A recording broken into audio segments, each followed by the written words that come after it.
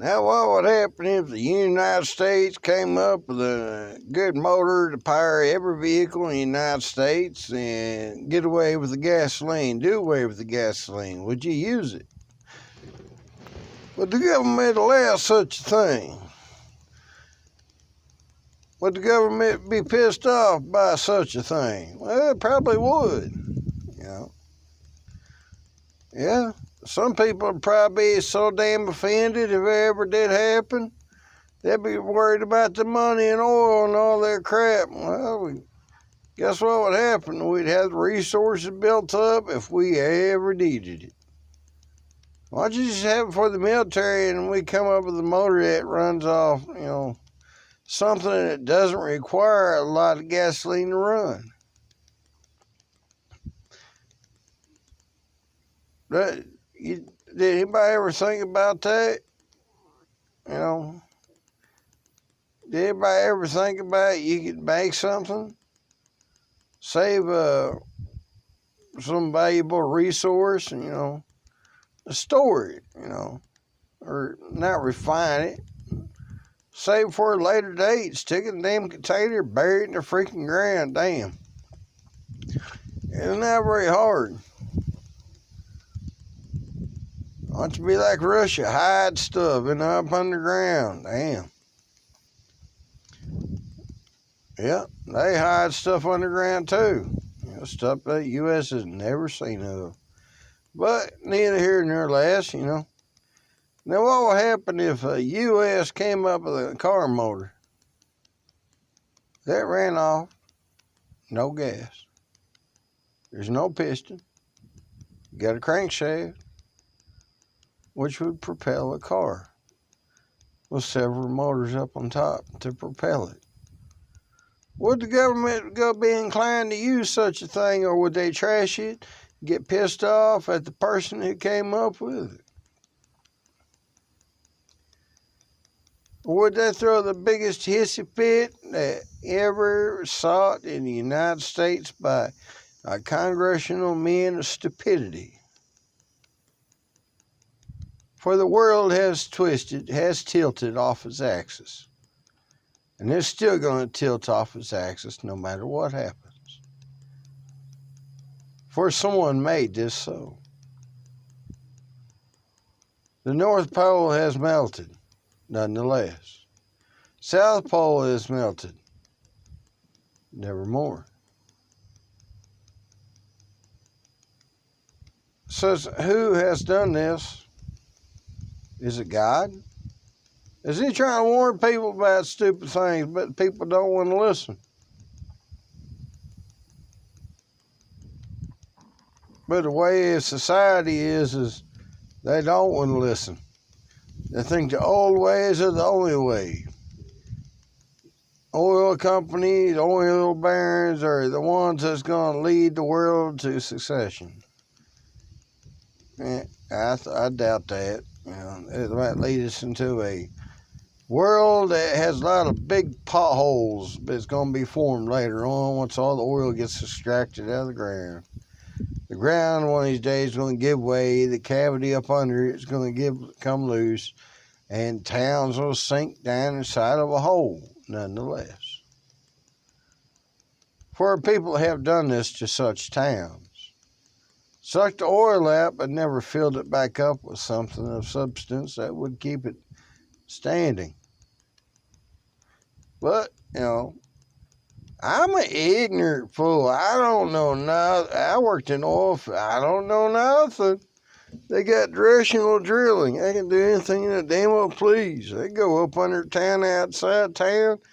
They can go down as far up under and go down, hang right, hang left, and go which way but loose. But U.S. citizens are about as dumb as a box of rocks sometimes. They don't know such things. But there's many a town that was sitting up on oil. And it was found by satellite up in outer space. Yet it's been reaped out, sucked out of the dam from up under the city officials' noses. Good luck with that. I think it's sort of funny. City officials get rid of the stuff up under their town, up under the nose. All these city officials are like gangsters. They want something, but they don't want to work for it. Now, that sounds like a mayor. Oh, I forgot. There's one mayor I knew. Guess what? He went to prison. Guess what he did? He tried to become a landlord, renting out houses and doing whatever, I don't know, selling drugs. I don't know. But, it's sort of funny. He did all this stupid stuff, renting out houses, becoming a landlord when the city officials were not supposed to be landlords at all, and so they had to hire a middleman. Well, this actually happened let's see if I get this town right. The town's so flat, it's ridiculously dumb. You got the east side poor and crap, and you got the west side sort of standing up strong. Let's see here. I think it was called Dying. No, it's not it. I think it was called, oh yeah, I know what it is. It's called Ended. Yeah, that's what it ended. Yep, They needed everything that when they kicked you out of the damn house, or building, or company you were in, so they could come along and rent it out, make a little bit of extra money on the side before they knocked the structure completely down. I think they were building a convention center downtown, I think. Last time I checked, they were, because they were on crack again. Because, city officials like doing stupid stuff like that. I got to point this fact out again, Like I said, government issues, drug offender issues. But the drug offender tissues are the city officials' newest news of misused issues. So, I'm trying to point out facts, and you don't like it, I really can't help you. I got to point these things out.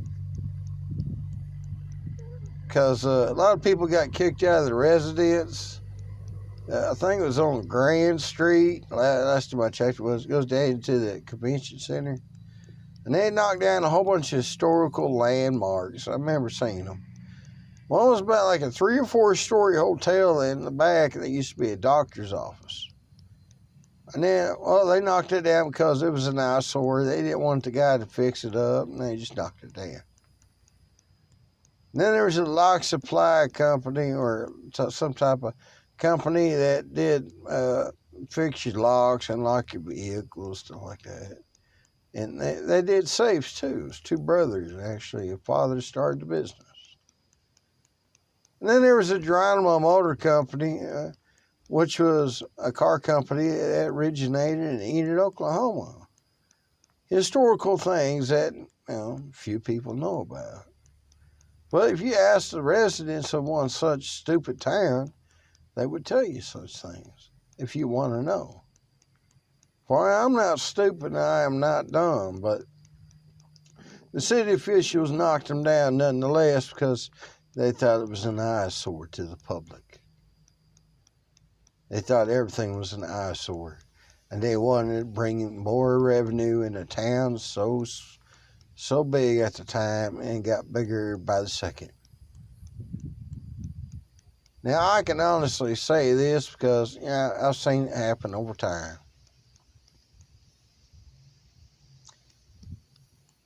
And every time I went to that town, it was like a lost cause.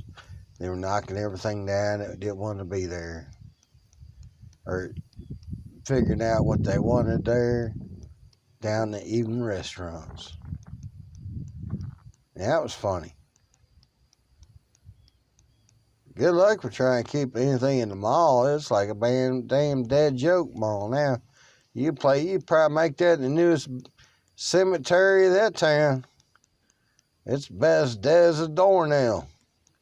Good luck with that one. You probably make a morgue out of it now. Put brick, and you can stuff people on the walls. for a lifetime of funeral service. Yeah, you never know, it could happen. You just wouldn't take very long ago to see your relatives. Yeah.